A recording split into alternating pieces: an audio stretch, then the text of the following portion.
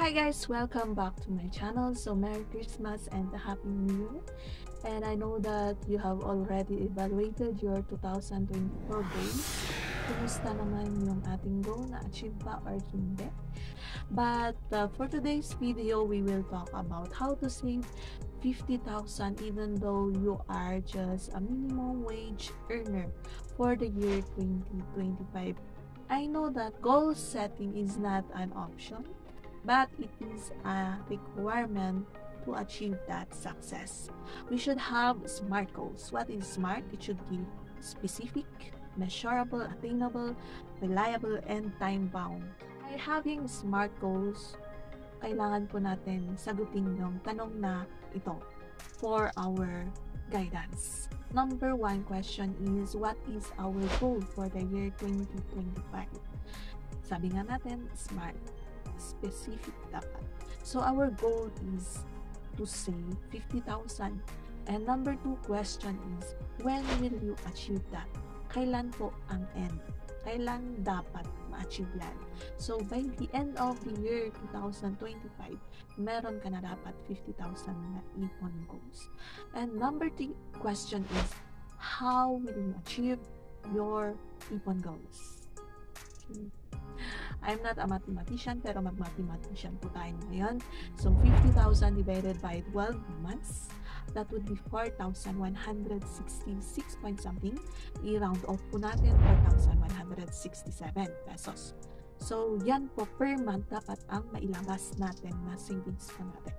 So, if kukunin po natin yan per day divided by 26 days, that would be 161 per day. Sabi nga natin na ang empleyado po ay nagsasahod po yan ng 15 or 30th to 161 per day. Multiply it by 13 days kasi meron pong dalawang day off every for 2 weeks. So, magkano na po yun? 2,093. Meron ka dapat iaalat na savings mo na 2,093 every 15th and 30th para ma-achieve mo yung 4,167 na savings mo per month. Ayos po ba? So, yun po ka-easy. Ka-easy lang, di ba? Easy lang, pero mahirap nga po sa una, pero madali lang po kapag consistent po tayo. Automate that. Remove it already to your salary before distributing it to your tithes and offering or grace giving and to your bill payments and other expenses.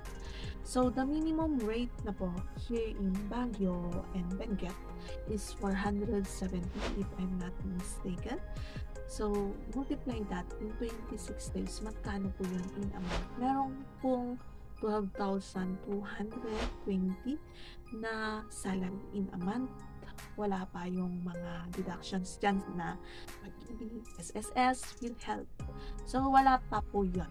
Ilas na po natin yung 2,093 pesos and meron ka pa pong natitirang 10,127. So, I am sharing this because I experienced it already and it is very effective when I was employed. So, alam naman natin na ang employment is limited lang po yung ating pwedeng ma-income. Pero nakapag-ipon pa rin po tayo. Why? Because if we do it consistently, makikita mo yung good result.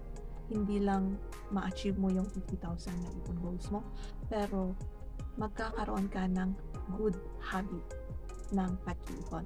Kung kaya mong makapag-ipon ng 50,000, I know and I believe na more than pa po ang pwede mong maipon kapag na-develop mo yung habit of saving.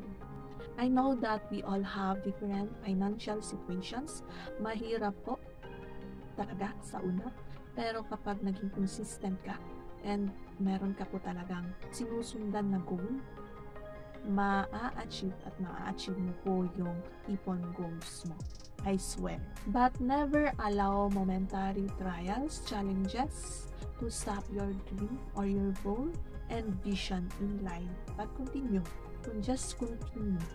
Kahit maraming nagsasabi na hindi mo yan matatapos, hindi mo yan ma-achieve, but if you focus on yourself and you help yourself, and I believe that you can do it. So vision or goal plus passion plus determination equals even goals or success. If I can do it, you can do it also.